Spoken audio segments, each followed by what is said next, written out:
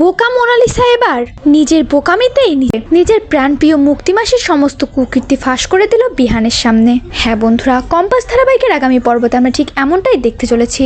কম্পাসের বাবাকে ওই মুক্তিমাসি এবং তার গুন্ডারা মিলে তুলে নিয়ে গিয়েছে, আর কম্পাস তার বাবার খোঁজ কোনোভাবেই পাচ্ছে না। সেজন্যই কম্পাস আর বিহান মিলে একটা বুদ্ধি করে যে ওই মোনালিসা তো সবসময় ওই মুক্তিমাসির সঙ্গে সঙ্গেই থাকে, তাহলে এবার ওই মোনালিসাকেই হাতিয়ার করতে হবে। এই ভেবেই কম্পাস এবং বিহান নিজেদের মধ্যে কিছু বুদ্ধি করে, আর তাদের প্ল্যান মোতাবেক বিহান মোনালিসাকে ফোন করে তার সঙ্গে দেখা করার জন্য। তাকে নানা রকম ভালোবাসার কথা বলে বিহান বলে ওঠে, মোনালিসা আজকে তোমার সঙ্গে আমি ডেটে যাব, আর ডিনারটাও আমি তোমার সঙ্গেই করতে চাই। কম্পাসকে আমার আর সহ্য হচ্ছে না, ওর এই মিথ্যেবাদী রূপটা আমি একদমই নিতে পারছি না। আমি তোমাকে খুব শীঘ্রই বিয়ে করব। আমার উকিলের সঙ্গে কথা হয়ে গেছে, কম্পাসকে আমি খুব দ্রুতই ডিভোর্স দিয়ে তোমাকে বিয়ে করব। আমার মাও আমাকে আটকাতে পারবে না। আর বিহানের বেলা এই সমস্ত কথা শুনে তো মোনালিসা একদম গলে যায়। সেও খুব সুন্দরভাবে সেজেগুজে বিহানের সঙ্গে দেখা করতে চলে আসে। বিহানও বেরিয়ে পড়ে। বিহানের দেয়া লোকেশন অনুযায়ী মোনালিসা এসে সেখানে আগে থেকেই উপস্থিত থাকে।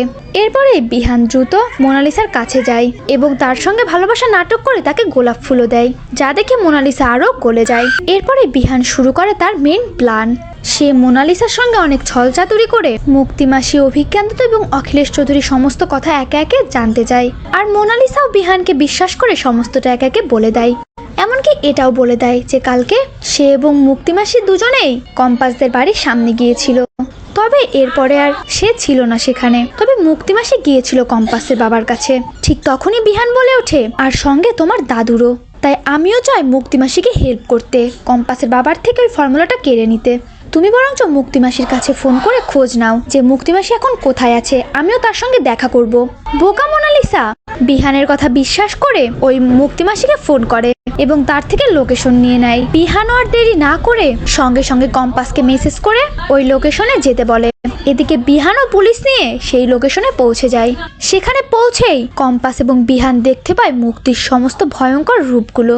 তার সঙ্গে ওই অখিলেশ চৌধুরী এবং অভিজ্ঞান দত্তের মুখোশটাও খুলে যায় সকলের সামনে। তো বন্ধুরা, এবার যদি সত্যিই এমনটা হয়, ওই বোকা মোনালিসার বোকামিতেই ধরা পড়ে যায় মুক্তি, অখিলেশ এবং অভিজ্ঞান দত্ত, তাহলে সেটা দেখতে তোমাদের ঠিক কেমন লাগবে অবশ্যই জানিয়ে দেবে কমেন্টে তোমাদের মতামতটি। কম্পাস ধারাবাহিকের পরবর্তী সকল পর্বের আপডেট সকলের আগে পেতে হলে অবশ্যই আমাদের চ্যানেলটিতে সাবস্ক্রাইব করতে একদমই ভুলো না।